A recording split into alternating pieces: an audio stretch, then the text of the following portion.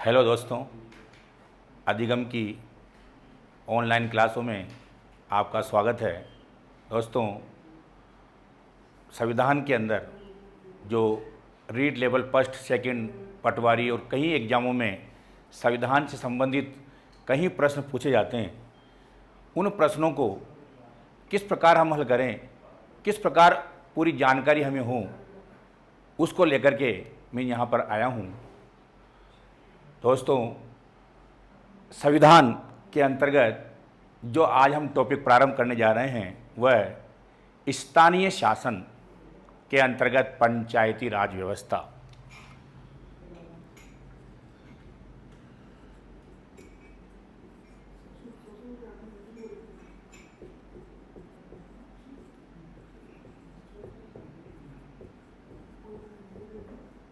पंचायती राज व्यवस्था। सबसे पहले हमें ये ध्यान होना चाहिए कि भारत में चोल शासन काल में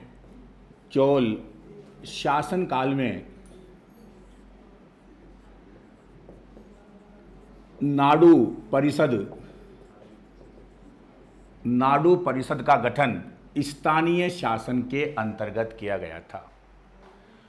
भारत में सबसे पहले स्थानीय शासन की शुरुआत चोल शासन काल में हुई थी। उसके बाद वैदिक काल में ग्राम शासन की सबसे छोटी इकाई थी, जहां का प्रमुख ग्रामणी कहलाता था। मौर्य काल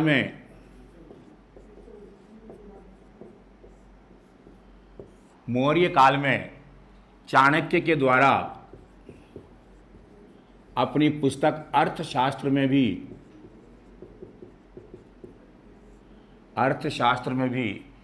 स्थानीय शासन के अंतर्गत सबसे छोटी इकाई ग्राम को माना गया, जिसका प्रमुख ग्रामिक होता था। मुगल काल में ग्राम के अंतर्गत मुकदम व चौधरी नामक अधिकारी होते थे। आधुनिक काल में सबसे पहले 1687 में मद्रास में प्रथम नगर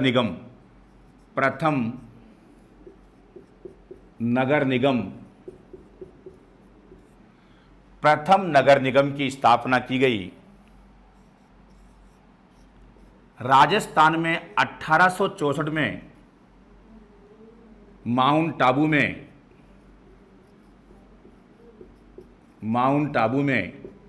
प्रथम नगर पालिका की स्थापना की गई।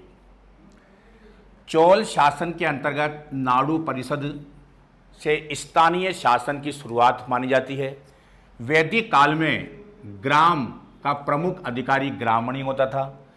मौर्य काल में चाणक्य ने अपनी अर्थशास्त्र पुस्तक में ग्राम का प्रमुख अधिकारी ग्रामी को बताया है। मुगल काल में ग्राम का प्रमुख अधिकारी मुकदम व चौधरी होते थे। आधुनिक काल में 1687 में मद्रास में प्रथम नगर निगम की स्थापना की गई और 1864 में माउंट आबू में प्रथम नगर पालिका राजस्थान में स्थापित की गई।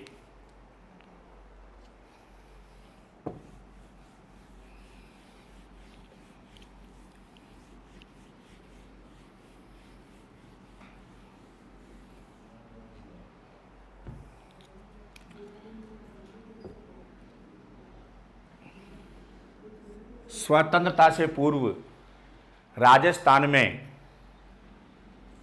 1928 में 28-29 में बीकानेर रियासत में प्रथम ग्राम पंचायत अधिनियम पारित किया गया।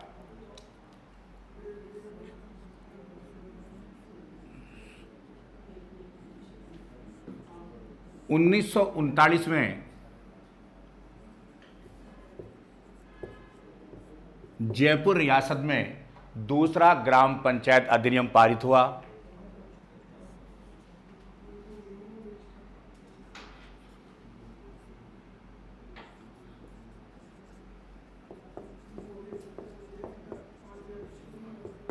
उन्नीस सौ 43 में सिरोही में ग्राम पंचायत अधिनियम पारित किया गया।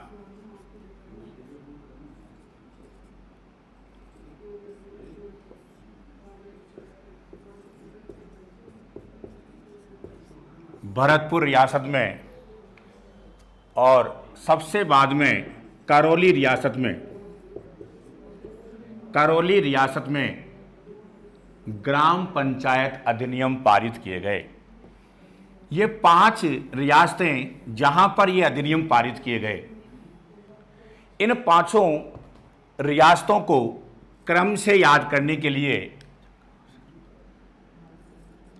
बीज को सिर पर भर कर ले गई। ये लाइन हमें ध्यान रखना है, बीज को सिर पर भर कर ले गई। सबसे पहले बीकानेर रियासत में, उसके बाद जयपुर रियासत में, उसके बाद सिरोही रियासत में, फिर भरतपुर रियासत में और फिर करौली रियासत में। 5 रियासतों में आज़ादी से पहले ग्राम पंचायत अधिनियम पारित किए गए। बीज सिर पर भर कर ले गई। बीकानेर, जयपुर, सिरोही, भरतपुर, करौली। इन 5 रियासतों में आज़ादी से पहले ग्राम पंचायत अधिनियम पारित किए गए थे।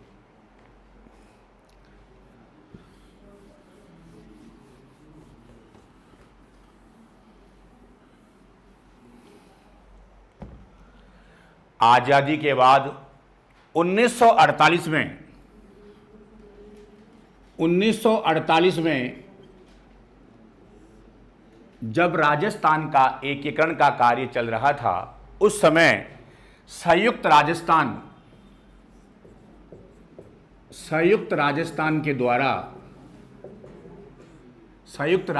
के अंतर्गत पंचायती राज अध्यादेश जारी किया गया था।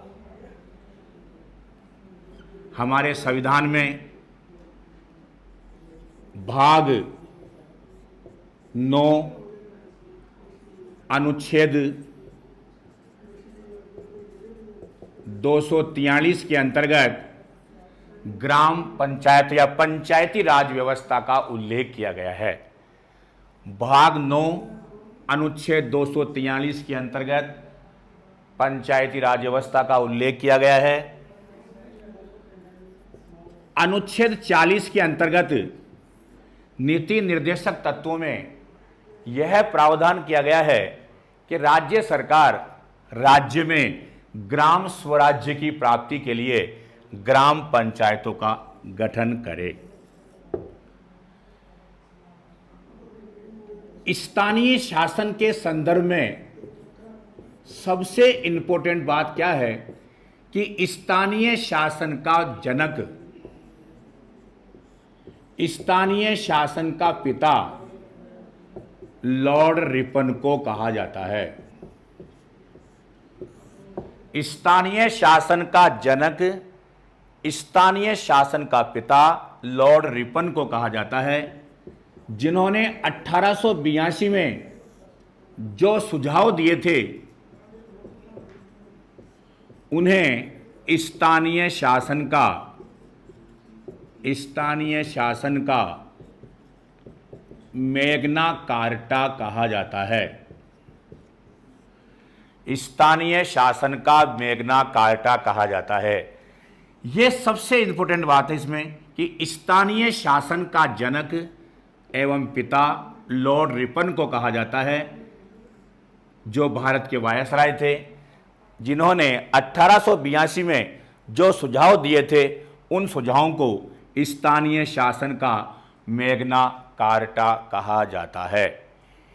स्थानीय शासन 1919 के अधिनियम के अंतर्गत इसे राज्य सूची के विषय के रूप में शामिल किया गया तथा बंगाल राज्य में सबसे पहले इसकी शुरुआत की गई थी। स्थानीय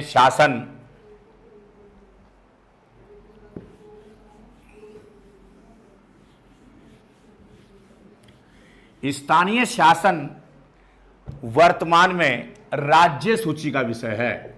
राज्य सूची का विषय है। स्थानीय शासन की 2 इकाइयां हैं। स्थानीय स्वशासन, स्थानीय प्रशासन। स्थानीय शासन की 2 इकाइयां हैं, स्थानीय स्वशासन और स्थानीय प्रशासन। स्थानीय स्वशासन में जनप्रतिनिधि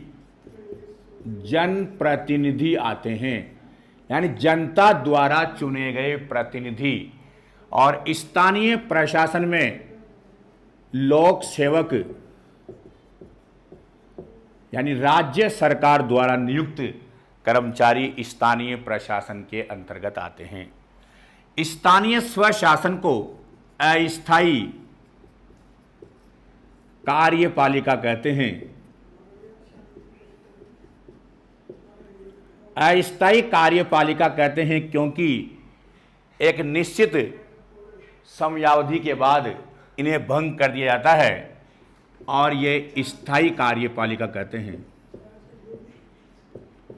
इसे स्थायी कार्यपालिका कहते हैं। स्थानीय स्वशासन जनप्रतिनिधियों का शासन है। अस्थायी कार्यपालिका के अंतर्गत आता है। स्थानीय प्रशासन लोक सेवक, जो स्थायी कार्यपालिका के रूप में जाने जाते हैं। ये स्थानीय शासन की 2 इकाइयां हैं। इस स्थानीय शासन में अगर ग्रामीण क्षेत्र में इसकी स्थापना की जाती है तो उसे पंचायती राज व्यवस्था के नाम से जानते हैं, और अगर शहरी क्षेत्रों में इसकी स्थापना की जाती है उसे नगरीय शासन के नाम से जाना जाता है। तो स्थानीय शासन राज्य सूची का विषय है। स्थानीय शासन के अंतर्गत 2 इकाइयां आती है, स्थानीय स्वशासन, स्थानीय प्रशासन। स्थानीय स्वशासन जनप्रतिनिधियों का या जनता द्वारा चुने गए प्रतिनिधियों का शासन है। स्थानीय प्रशासन लोक सेवक यानी राज्य सरकार द्वारा नियुक्त कर्मचारियों का शासन है, कार्य है। स्थानीय स्वशासन के अंदर यदि ग्रामीण क्षेत्रों में शासन व्यवस्था स्थापित की जाती है उसे पंचायती राज व्यवस्था कहते हैं, और शहरी क्षेत्रों में जो स्थापित की जाती है उसे नगरीय शासन व्यवस्था के नाम से जाना जाता है।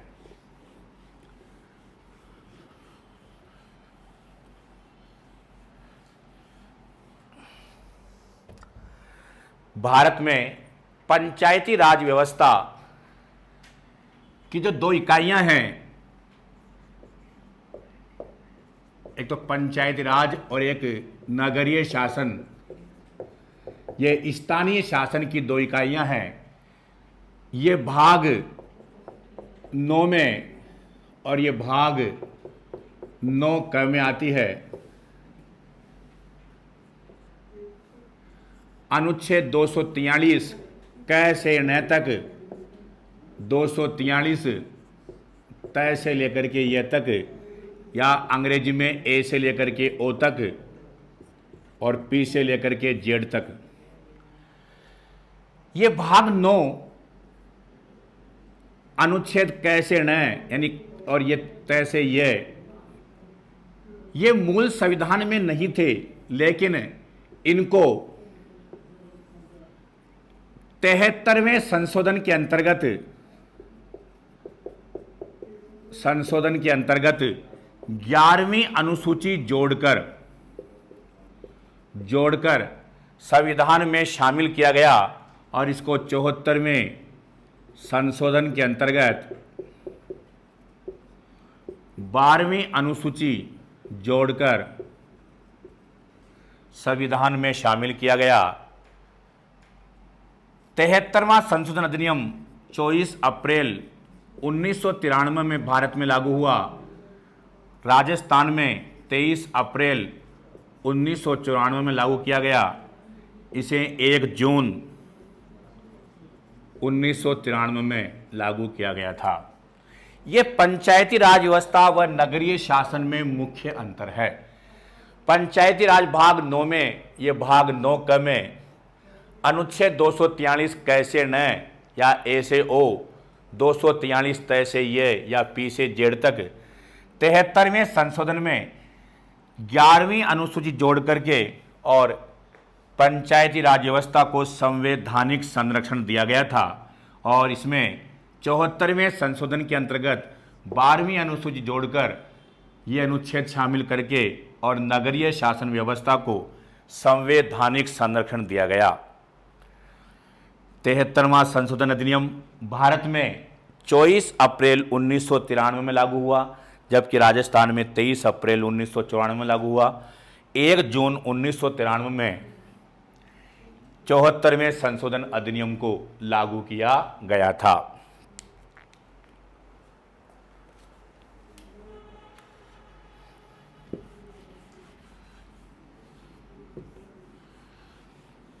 पंचायती राज व्यवस्था का जो विकास हुआ, उस विकास के निम्न चरण हैं। सबसे पहले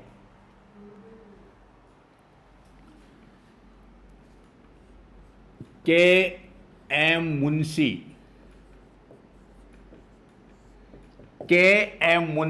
के सुझावों के आधार पर 2 अक्टूबर 1952 में सामुदायिक विकास कार्यक्रम की शुरुआत हुई। सबसे पहले हमें यह इंपॉर्टेंट बात ध्यान रखना है कि 2 अक्टूबर 1952 को सामुदायिक विकास कार्यक्रम प्रारंभ हुआ, जिसका उद्घाटन प्रधानमंत्री जवाहरलाल नेहरू ने किया था। के.एम. मुंशी के सुझावों के आधार पर यह कार्यक्रम प्रारंभ हुआ था, लेकिन इस कार्यक्रम में जनता की सक्रियता नहीं रही, इसलिए यह कार्यक्रम सफल नहीं हो पाया, क्योंकि यह नौकरशाही के द्वारा चलाया जा रहा था। इसके बाद 1953 में राजस्थान विधानसभा के द्वारा ग्राम पंचायत अधिनियम पारित किया गया। 1953 में राजस्थान विधानसभा के द्वारा ग्राम पंचायत अधिनियम पारित किया गया और इस अधिनियम को पारित करने के बाद भारत सरकार के द्वारा एक समिति बनाई गई, जिसका नाम था बलवंत राय मेहता समिति। बलवंत राय मेहता समिति 1957 से 1958। सबसे पहली विशेषता सामुदायिक विकास कार्यक्रम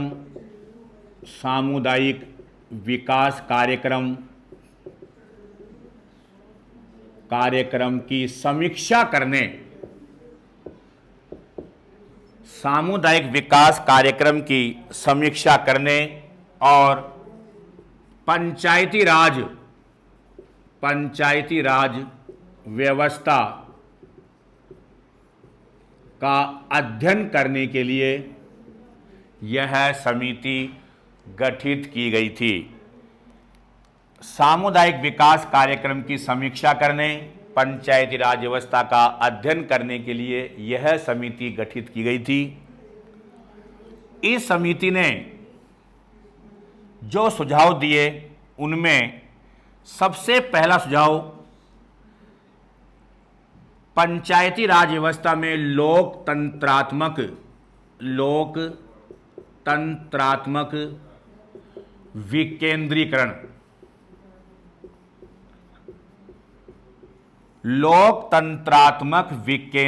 की प्रक्रिया पर बल दिया। यह सबसे इंपॉर्टेंट सुझाव है बलवंत राय मेहता समिति का। भारत में सबसे पहले लोकतंत्रात्मक विकेंद्रीकरण शब्द का प्रयोग पंचायती राज व्यवस्था के लिए बलवंत राय मेहता के द्वारा ही किया गया था। दूसरा सुझाव, इसने भारत में त्रिस्तरीय पंचायती राज व्यवस्था पर बल दिया। 3 स्तर हों, ग्राम पंचायत, पंचायत समिति या जिला परिषद, तो त्रिस्तरीय पंचायती राज व्यवस्था पर इसने सर्वाधिक बल दिया। और तीसरा, पंचायत समिति को कार्यकारी संस्था के रूप में स्थापित किया गया। पंचायत समिति को मुख्य संस्था के रूप में बताया गया। पंचायत समिति पर इसने सर्वाधिक बल दिया था। यह 3 विशेषता बलवंत राय मेहता समिति की सबसे महत्वपूर्ण विशेषताएं हैं।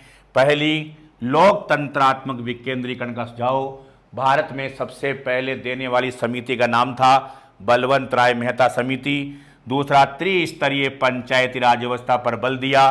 तीसरा, पंचायत समिति को कार्यकारी संस्था बताया, मुख्य संस्था बताया, इस पर सर्वाधिक बल दिया। अब यहां प्रश्न आता है कि लोकतंत्रात्मक विकेंद्रीकरण का अर्थ क्या है।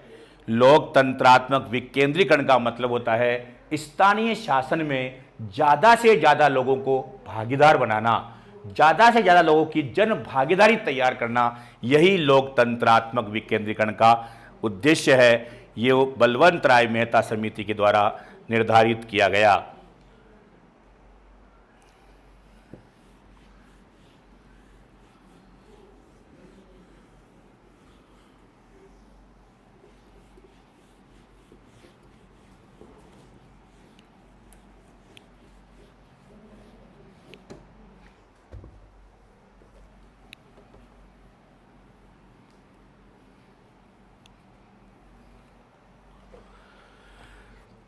इस समिति के सुझावों के बाद राजस्थान विधानसभा के द्वारा 2 अधिनियम पारित किए गए 1959 में। एक था पंचायत समिति अधिनियम और दूसरा जिला परिषद अधिनियम। ये दोनों अधिनियम 1959 में राजस्थान विधानसभा के द्वारा पारित किए गए और इन अधिनियमों को पारित करने के बाद पंचायती राज व्यवस्था की शुरुआत हुई। तो यहाँ पंचायती राज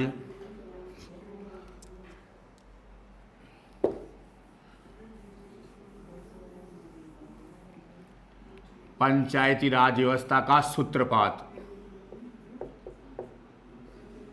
या श्री गणेश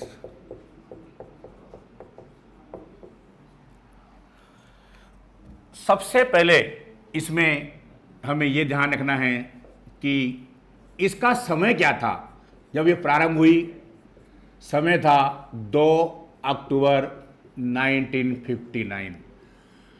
2 अक्टूबर 1959 में हमारे देश में पंचायती राज व्यवस्था की शुरुआत हुई।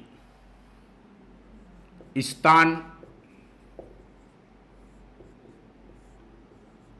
राजस्थान राज्य, नागौर जिला और बगदरी गांव।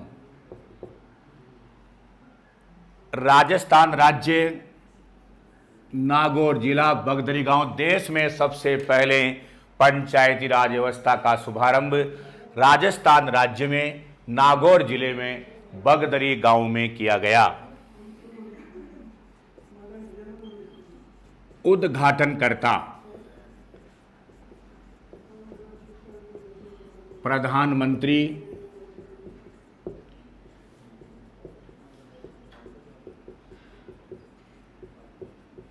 जवाहरलाल नेहरू, इन्होंने इसका उद्घाटन किया।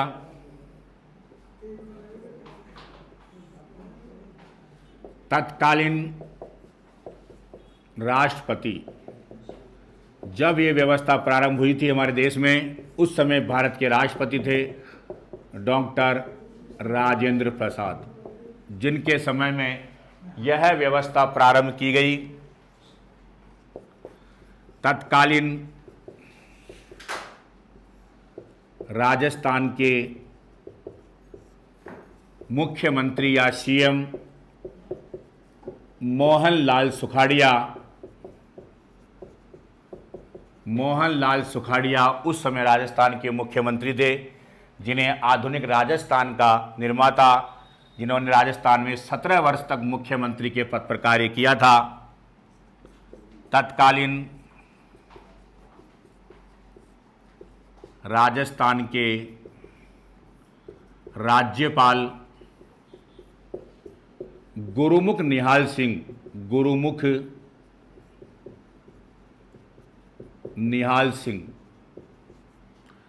ये गुरुमुख निहाल सिंह राजस्थान के प्रथम राज्यपाल थे, जो राज्यपाल बनने से पहले दिल्ली के मुख्यमंत्री रह चुके थे तथा राजस्थान में सर्वाधिक समय तक इन्होंने राज्यपाल के पद पर कार्य किया। इन्होंने सर्वाधिक समय तक मुख्यमंत्री के पद पर कार्य किया। इन्होंने सर्वाधिक समय तक राष्ट्रपति के पद पर कार्य किया और इन्होंने सर्वाधिक समय तक देश में प्रधानमंत्री के पद पर कार्य किया। राजस्थान में लोकतंत्रात्मक विकेंद्रीकरण के निर्माता मोहनलाल सुखाड़िया ही थे।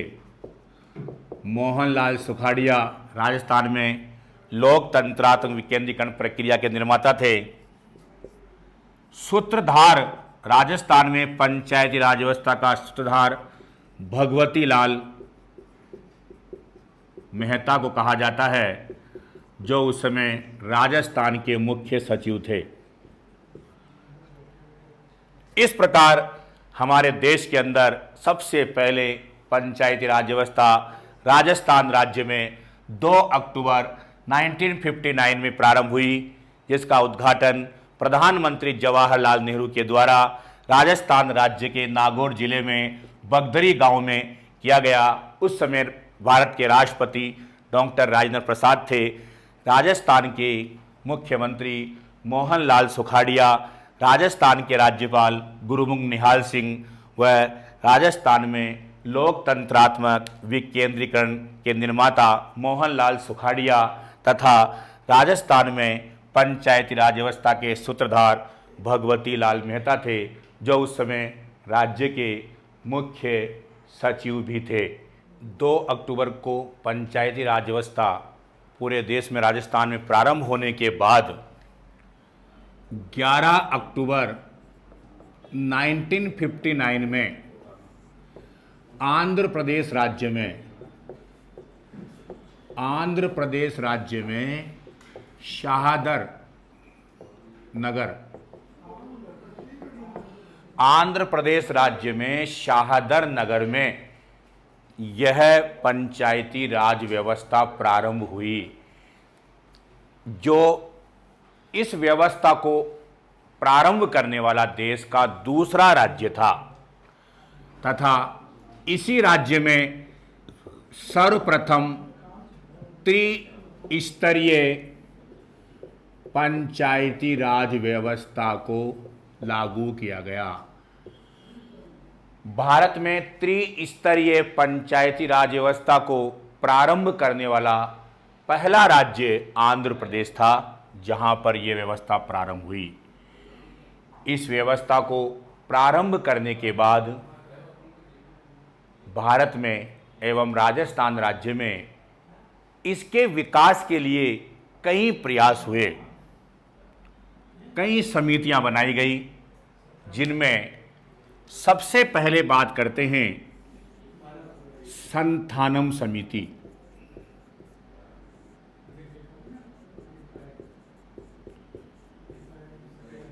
बलवंत राय मेहता समिति के बाद हम बात करते हैं संथानम समिति की। 1963 में 1963 में इस समिति का गठन किया गया था और इस समिति ने सबसे महत्वपूर्ण जो बात बताई वह थी पंचायती राज निगम। पंचायती राज वित्त निगम, यानी इस समिति के द्वारा पंचायती राज वित्त निगम के गठन का सुझाव दिया गया, जो पंचायती राज व्यवस्था के विभिन्न स्तरों में वित्तीय व्यवस्था का निर्धारण करेगा। यह सबसे इंपॉर्टेंट बात है संथानम समिति की। इसके बाद अगली जो समिति है उसका नाम है सादिक अली समिति। सादिक अली समिति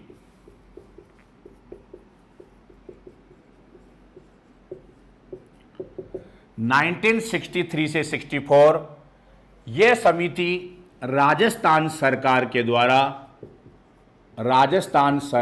द्वारा प्रारंभ की गई थी, बनाई गई थी। और इस समिति ने दो महत्वपूर्ण सुझाव दिए थे। सबसे पहला सुझाव ग्राम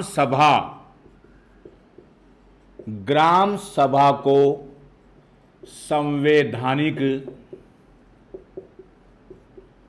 संवैधानिक संरक्षण दिया जाए। पहला सुझाव था ग्राम सभा को संवैधानिक संरक्षण दिया जाए और दूसरा सुझाव बृहत्तर निर्वाचन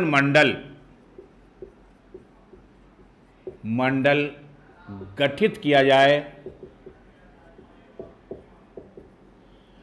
जिसमें ग्राम पंचायत के अध्यक्ष यानी सरपंच और वार्ड पंचों को भी शामिल किया जाए, जिनके माध्यम से पंचायत समिति एवं जिला परिषद के सदस्यों का, अध्यक्षों का चुनाव किया जाए। ये दो सुझाव देने वाली समिति का नाम था सादिक अली समिति। 1963-64 का वर्ष है, राजस्थान सरकार के द्वारा बनाई गई थी। पहला सुझाव ग्राम सभा को संवैधानिक संरक्षण देना, दूसरा बृहत्तर निर्वाचन मंडल का गठन किया जाए।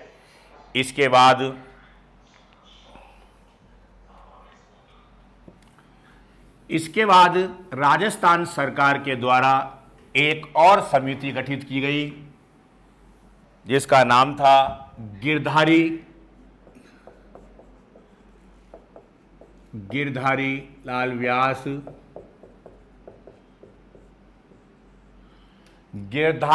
व्यास समिति 1973-74। गिरधारी लाल व्यास समिति भी राजस्थान सरकार ने गठित की थी और इस समिति ने दो सुझाव दिए, महत्वपूर्ण सुझाव थे। पहला सुझाव ग्राम सचिव व ग्राम सेवक के पद का गठन किया जाए। ग्राम सचिव व ग्राम सेवक के पद का गठन किया जाए जो ग्राम पंचायत स्तर पर हों। और दूसरा सुझाव, पंचायती राज संस्थाओं को पर्याप्त वित्तीय संसाधन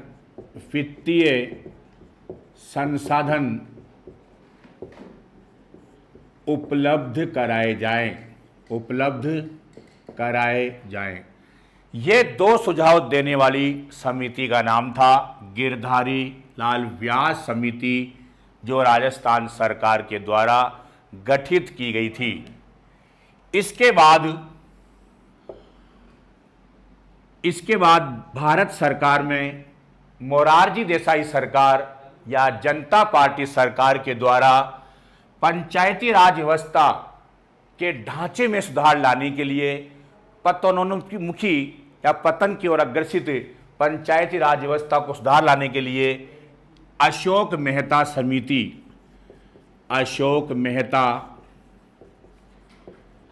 समिति गठित की गई।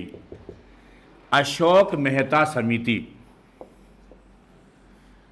ये जो समिति है, सबसे पहली विशेषता इसका समय 1977 से 1978। दूसरा, भारत सरकार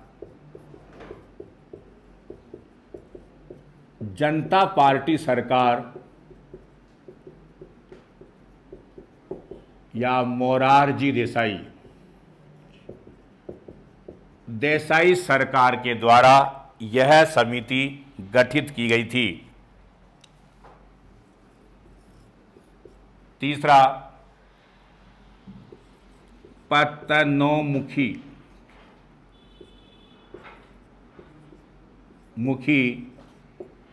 पंचायती राज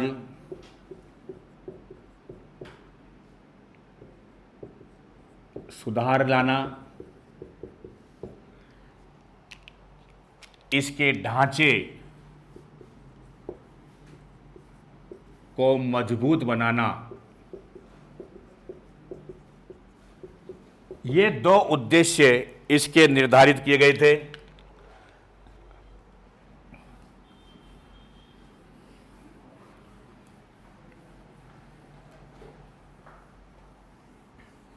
इस समिति के द्वारा लगभग 132 सुझाव दिए गए।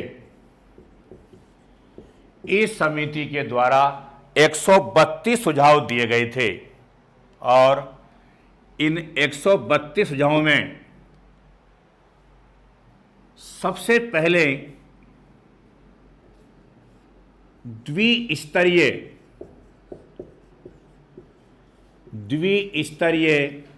पंचायती राज व्यवस्था पर बल इस समिति के द्वारा दिया गया था।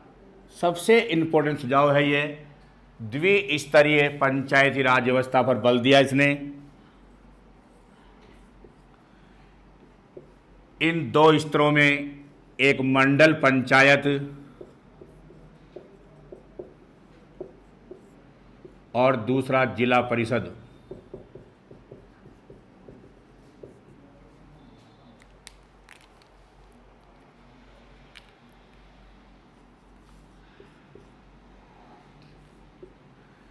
इसने जिला परिषद पर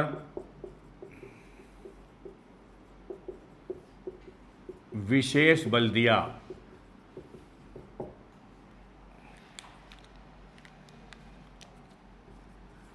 इनका कार्यकाल 5 वर्ष के स्थान पर 4 वर्ष, 5 वर्ष के स्थान पर 4 वर्ष किया जाना निर्धारित किया गया। तो दोस्तों, ये समिति काफ़ी इम्पोर्टेंट है। कई एग्जामों में इसके ऊपर क्वेश्चन पूछे गए हैं। बलवंत राय मेहता समिति के ऊपर भी प्रश्न पूछे गए हैं। छठा सुझाव, न्याय पंचायतों को विकास पंचायतों से पृथक रखा जाए, अलग रखा जाए। अशोक मेहता समिति के सुझाव हैं ये। न्याय पंचायत को विकास पंचायत से अलग रखा जाए, नियमित व निष्पक्ष मतदान करवाया जाए, एक अलग से राज्य निर्वाचन आयोग का प्रावधान किया जाए। इस समिति ने पंचायती राज के कार्यकाल को 3 भागों में विभाजित किया। पहला 1959 से 67 तक, दूसरा 1965 से 69 तक और तीसरा 1969 से 79 तक। इनमें से यह काल पंचायती राज व्यवस्था का उत्कर्ष काल कहलाता है, यह ठहराव का काल कहलाता है और यह पतन का काल कहलाता है। पहला वाला उत्कर्ष काल, दूसरा ठहराव का काल और तीसरा पतन का काल। तो ये सुझाव इस अशोक मेहता समिति के द्वारा दिए गए। इन सुझावों में सबसे इंपॉर्टेंट जो बात इसमें है वो यह है कि द्विस्तरीय पंचायती राज व्यवस्था का गठन, जिला परिषदों पर विशेष बल देना, इनका कार्यकाल 4 वर्ष निर्धारित करना, अनुसूचित जाति व जनजाति के लिए आरक्षण का सुझाव, ये 4 सबसे इंपॉर्टेंट हैं। इसके अलावा 3 भागों में इसके काल को इन्होंने निर्धारित किया। अशोक मेहता समिति के बाद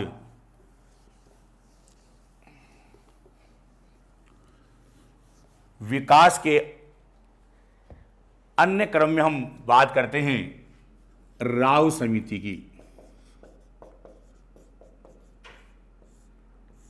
जीवीके राव समिति है ये।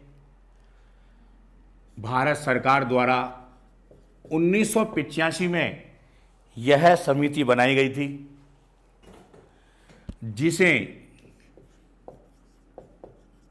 कार्ड समिति के नाम से भी जाना जाता है। इस समिति को कार्ड समिति के नाम से भी जाना जाता है। इस समिति ने सबसे पहली बात जो कही थी वो ये थी कि चतुस्तरीय पंचायती राज व्यवस्था का गठन किया जाए। दूसरी बात इसने कही कि जिला परिषदों को विशेष महत्व दिया जाए, ग्रामीण विकास व गरीबी उन्मूलन के क्षेत्र में गठित की गई ये प्रमुख समिति मानी जाती है। और चौथा सुझाव जो दिया इसने कि जिला विकास आयुक्त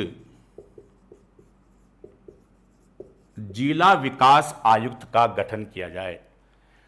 तो राव समिति 1985 में बनाई गई, भारत सरकार द्वारा बनाई गई। इसे कार्ड समिति के नाम से भी जानते हैं। चतुस्तरीय पंचायती राज व्यवस्था का सुझाव दिया, जिला परिषदों पर विशेष बल दिया, ग्रामीण विकास व गरीबी उन्मूलन के क्षेत्र में सुझाव देने के लिए गठित की गई थी। जिला विकास आयुक्त के पद का गठन करने का सुझाव इसके द्वारा दिया गया।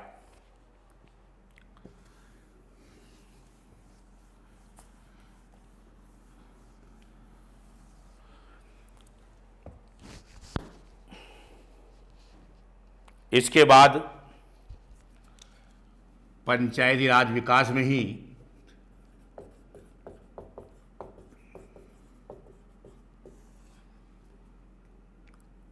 जो अगली समिति है उसका नाम है सिंधवी समिति।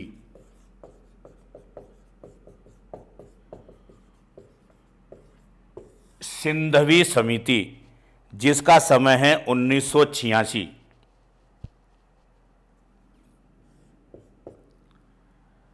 इस सिंधवी समिति ने पंचायती राज व्यवस्था को संवैधानिक संरक्षण देने का सुझाव दिया। सबसे इंपॉर्टेंट जो इसकी बात है वह है कि पंचायती राज व्यवस्था को संवैधानिक संरक्षण देने का सुझाव देने वाली समिति का नाम था सिंधवी समिति।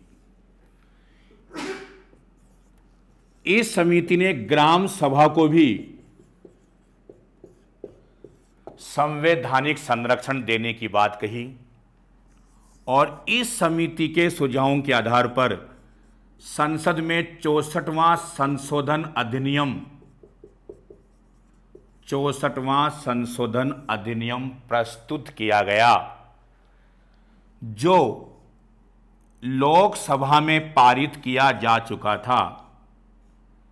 राज्यसभा में पारित नहीं हुआ, उससे पहले ही लोकसभा भंग हो गई, इसलिए यह 64वां संशोधन अधिनियम लागू नहीं हो पाया, जिसमें पंचायती राज व्यवस्था को संवैधानिक संरक्षण देने की बात कही गई थी। यह संशोधन अधिनियम 1988 से 89 में प्रधानमंत्री राजीव गांधी के समय लाया गया था। राजीव गांधी के समय लाया गया था। तो सिंधवी समिति का गठन 1986 में किया गया। पंचायती राज व्यवस्था को संवैधानिक संरक्षण देने का सुझाव देने वाली समिति थी। ग्राम सभा को सर्वाधिक महत्व देने की बात कही। इसके आधार पर 64वां संशोधन अधिनियम पारित किया गया था और इस समिति के बाद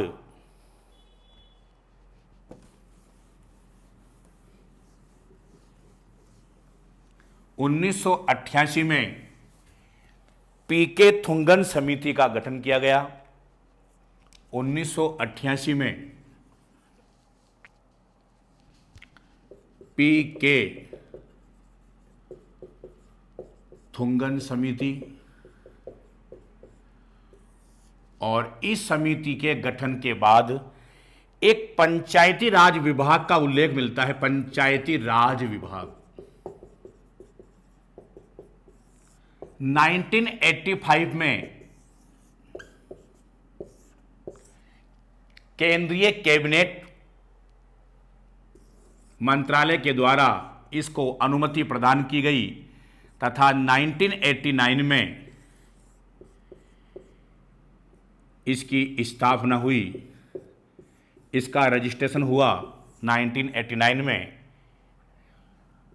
1999 में ग्रामीण विकास संस्थान का इसमें विलय कर दिए जाने के बाद इसका नाम इंदिरा गांधी पंचायती राज विभाग कर दिया गया, जो वर्तमान में राजस्थान में पंचायती राज व्यवस्था को नियंत्रित करने का कार्य करता है।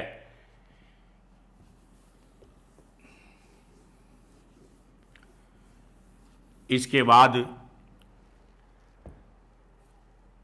एक समिति बनाई गई, इसका नाम था नाथूराम मिर्धा समिति। नाथूराम मिर्धा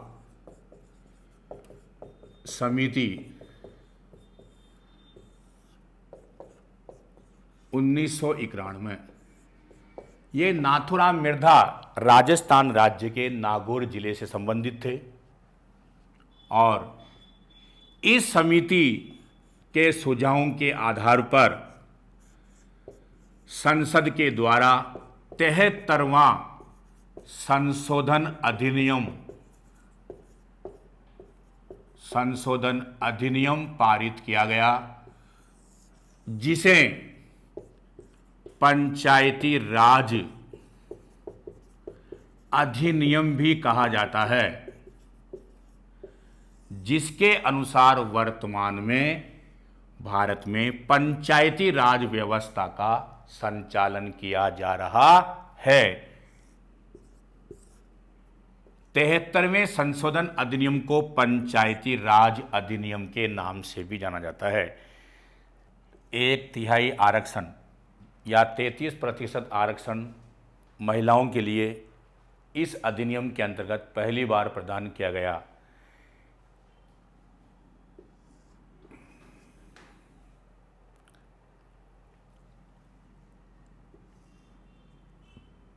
पंचायत समिति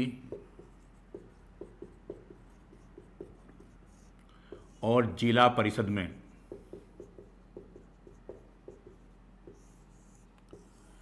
इन दोनों निकायों में पहली बार निर्वाचित सदस्यों का प्रावधान किया गया, जो अपने प्रमुख और उप प्रमुखों का चुनाव करेंगे। आरक्षण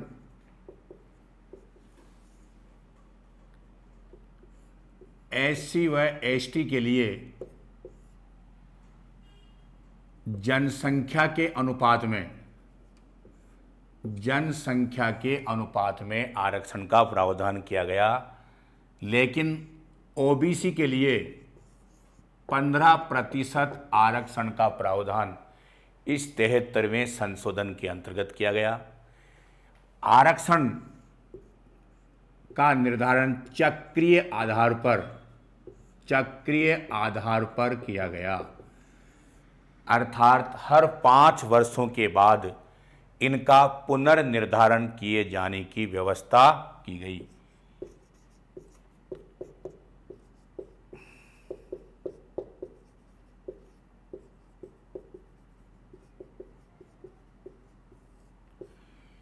एक बार हम पुनः इसको रिपीट करते हैं। 73वें संशोधन के अंतर्गत अनुच्छेद 243 क से न या ए से ओ तक जोड़ा गया। 11वीं अनुसूची संविधान में शामिल की गई। अनुच्छेद के अंतर्गत पंचायती राज व्यवस्था को संवैधानिक संरक्षण प्रदान किया गया। भारत में 24 अप्रैल 1993 में इसको लागू किया गया। इसीलिए 24 अप्रैल को राष्ट्रीय पंचायत दिवस मनाया जाता है। 23 अप्रैल 1994 में राजस्थान में लागू किया गया।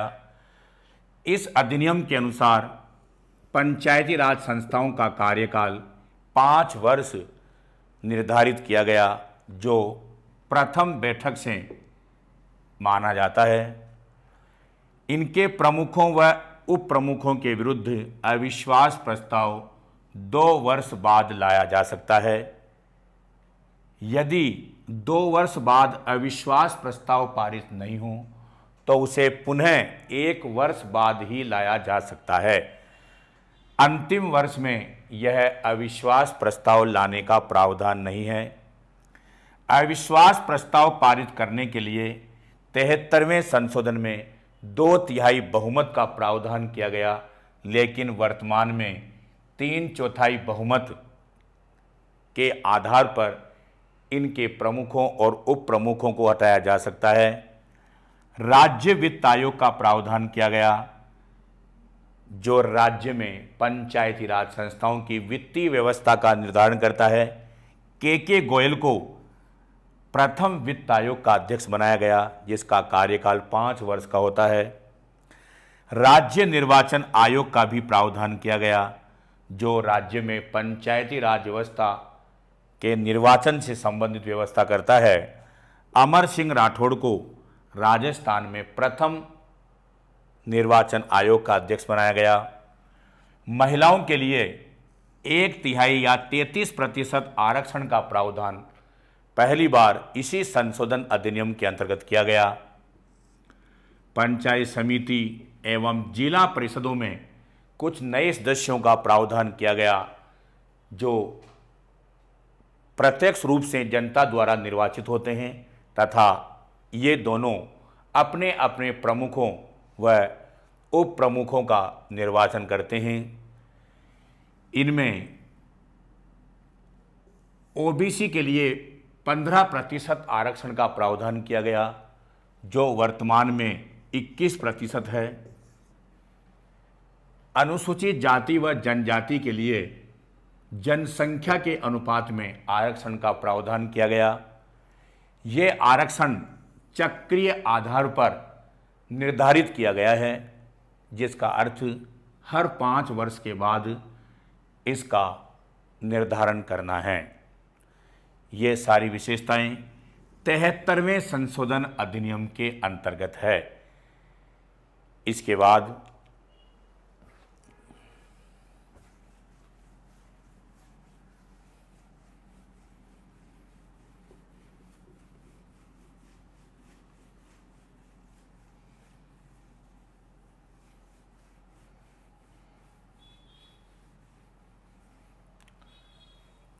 इस अधिनियम को पंचायती राज व्यवस्था के लिए एक मील का पत्थर माना गया है। इस पंचायती राज व्यवस्था को लोकतंत्र की रीढ़ की हड्डी कहा जाता है। लोकतंत्र की पाठशाला भी इस पंचायती राज व्यवस्था को कहा जाता है। इस अधिनियम के अंतर्गत राजस्थान के अंदर त्रिस्तरीय पंचायती राज व्यवस्था को अपनाया गया है। राजस्थान में त्रिस्तरीय पंचायती राज में ग्राम पंचायत, पंचायत समिति एवं जिला परिषद का गठन किया गया है।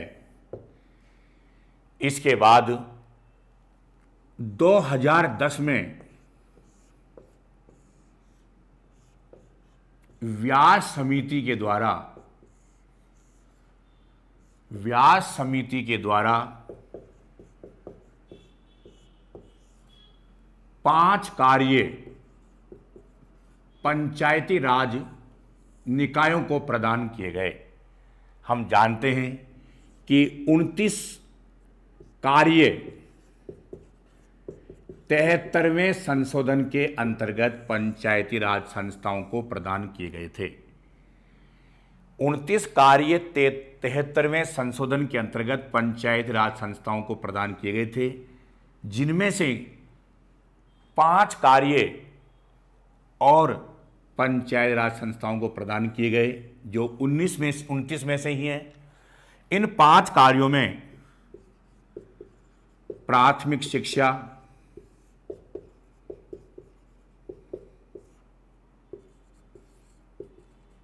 कृषि विकास,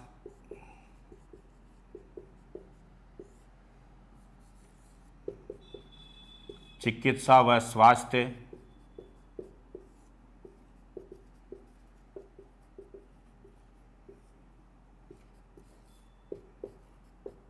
महिला व बाल विकास,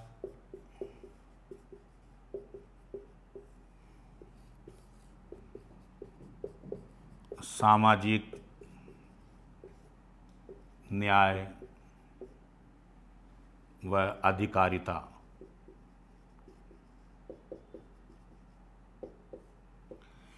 ये 5 कार्य व्यास समिति के सुझावों के आधार पर पंचायती राज संस्थाओं को प्रदान किए गए, जो 29 कार्यों में ही शामिल हैं।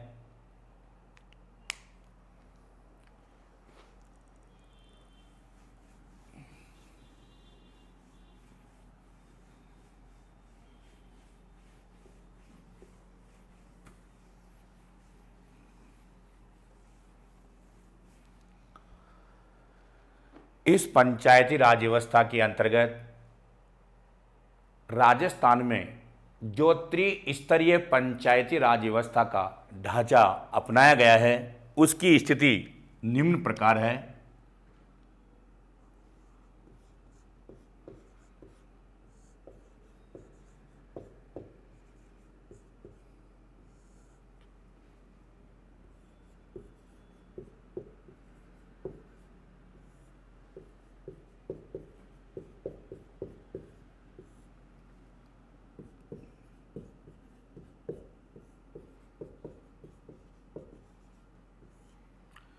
राजस्थान में ये 3 स्तर हैं। सबसे पहला स्तर ग्राम पंचायत, दूसरा पंचायत समिति और तीसरा जिला परिषद। ग्राम पंचायत ग्राम स्तर पर स्थापित, पंचायत समिति खंड या ब्लॉक स्तर पर,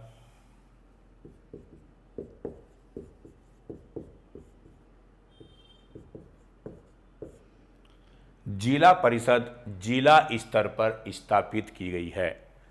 ग्राम पंचायतों का गठन ग्राम स्तर पर, पंचायत समिति खंड या ब्लॉक स्तर पर और जिला परिषद का जिला स्तर पर गठन किया गया है। 73वें संशोधन के अनुसार ग्राम स्तर पर जो ग्राम पंचायत बनाई गई है, इसमें सरपंच, उप सरपंच,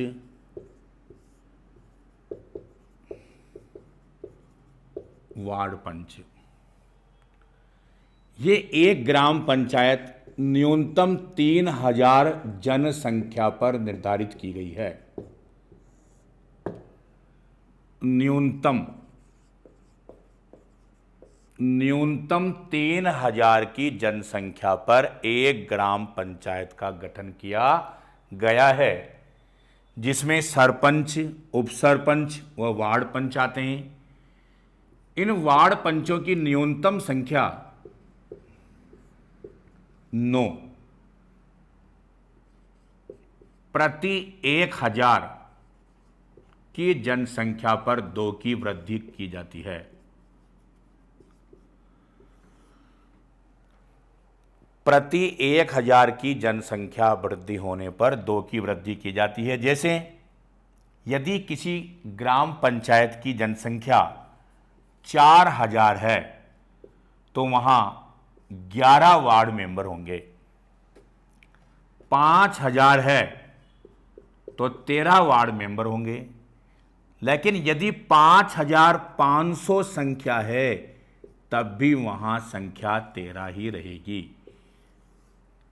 1 की वृद्धि नहीं होगी, 2 की ही वृद्धि होगी और वह 1000 पर वृद्धि होगी।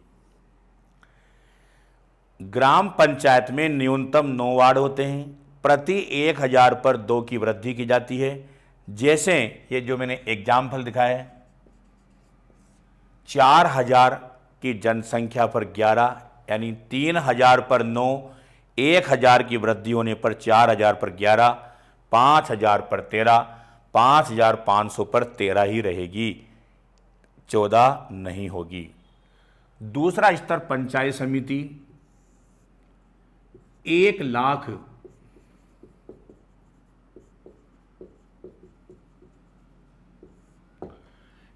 लाख की जनसंख्या पर एक पंचायत समिति का गठन किया गया है, जिसमें प्रधान, उप प्रधान, निर्वाचित सदस्य, ये पंचायत समिति के निर्वाचित सदस्य कहलाते हैं। पंचायत समिति के निर्वाचित सदस्य कहलाते हैं। इनकी न्यूनतम संख्या 15। किसी पंचायत समिति में पंचायत समिति के निर्वाचित सदस्यों की न्यूनतम संख्या 15 होती है तथा प्रति 15,000 पर 2 की वृद्धि की जाती है।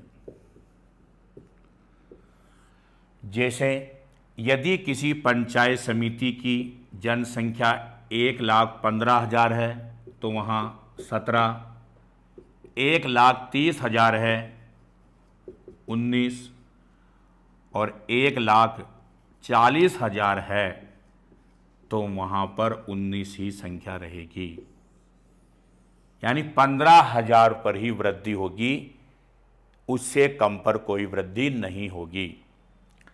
तीसरा स्तर जिला परिषद है। 4 लाख की जनसंख्या पर इसका गठन किया गया है। इसमें जिला प्रमुख,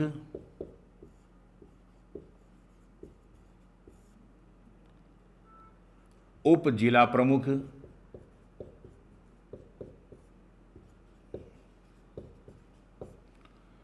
निर्वाचित सदस्य,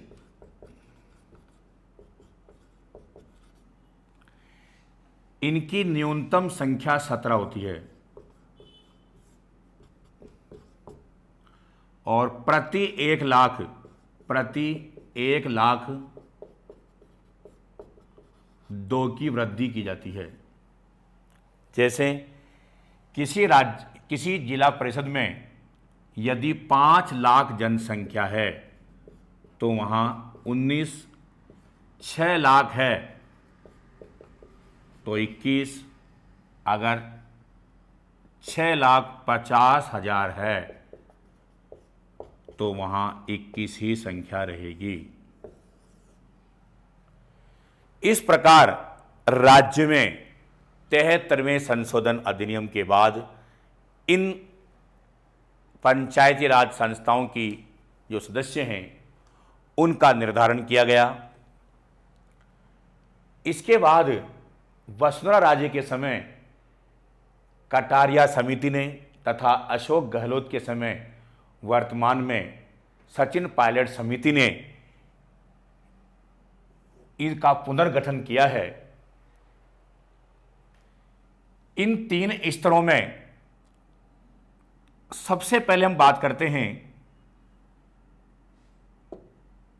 कि सरपंच, उप सरपंच, वार्ड पंच, प्रधान, उप प्रधान, निर्वाचित सदस्य, जिला प्रमुख, उप जिला प्रमुख और निर्वाचित सदस्य।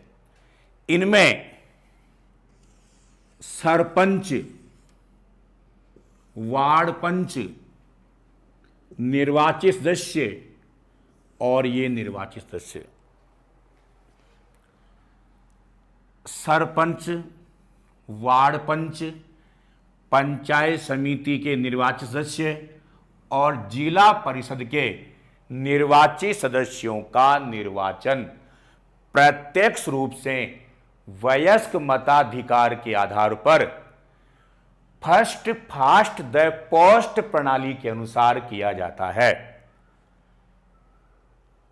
सरपंच, वार्ड पंच, पंचायत समिति के निर्वाचित सदस्यों, जिला परिषद के निर्वाचित सदस्यों का चुनाव प्रत्यक्ष रूप से फर्स्ट पास्ट द पोस्ट प्रणाली के अनुसार किया जाता है, जिसका तात्पर्य जो सर्वाधिक मत प्राप्त करता है उसे ही निर्वाचित कर दिया जाता है। जबकि उप सरपंच, प्रधान, उप प्रधान, जिला प्रमुख, उप जिला प्रमुख का निर्वाचन अप्रत्यक्ष रूप से किया जाता है। अप्रत्यक्ष रूप से किया जाता है। अप्रत्यक्ष से तात्पर्य जनता द्वारा चुनाव न किया जाना, बल्कि जनता द्वारा चुने गए प्रतिनिधियों के द्वारा चुनाव कराना। यहां उप सरपंच का चुनाव अप्रत्यक्ष रूप से, वार्ड पंचों व सरपंच के द्वारा किया जाता है। वार्ड पंच साधारण बहुमत के द्वारा उप सरपंच का चुनाव करते हैं। आवश्यकता पड़ने पर सरपंच भी इसके चुनाव में भाग लेता है। प्रधान व उप प्रधान का चुनाव पंचायत समिति के निर्वाचित सदस्यों के द्वारा निर्वाचित सदस्यों में से ही साधारण बहुमत के आधार पर किया जाता है। इसी प्रकार जिला प्रमुख व उप जिला प्रमुख का निर्वाचन भी अप्रत्यक्ष रूप से जिला परिषद के निर्वाचित सदस्यों के द्वारा जिला परिषद के निर्वाचित सदस्यों में से ही किया जाता है। एक बार हम और देखते हैं। सरपंच, वार्ड पंच, ये दोनों ग्राम पंचायत में होते हैं। पंचायत समिति के निर्वाचित सदस्यों, जिला परिषद के निर्वाचित सदस्यों का चुनाव प्रत्यक्ष रूप से वयस्क मताधिकार के आधार पर फर्स्ट फास्ट द पोस्ट प्रणाली के अनुसार किया जाता है, जबकि उप सरपंच, प्रधान, उप प्रधान, जिला प्रमुख व उप जिला प्रमुख का चुनाव अप्रत्यक्ष रूप से क्षेत्र के निर्वाचित सदस्यों के द्वारा साधारण बहुमत के आधार पर किया जाता है।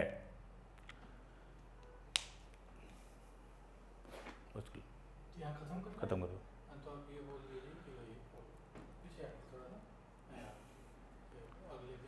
दोस्तों, स्थानीय शासन के अंदर पंचायती राज व्यवस्था के बारे में हमने पढ़ा। इस पंचायती राज व्यवस्था के संदर्भ में कल हम इसके बारे में कुछ और तथ्य पढ़ेंगे तथा इनके बारे में अवलोकन करेंगे। मैं आपको कुछ प्रश्न पूछूंगा और उनका उत्तर किस प्रकार हम हल करते हैं उसके बारे में बताऊंगा। धन्यवाद।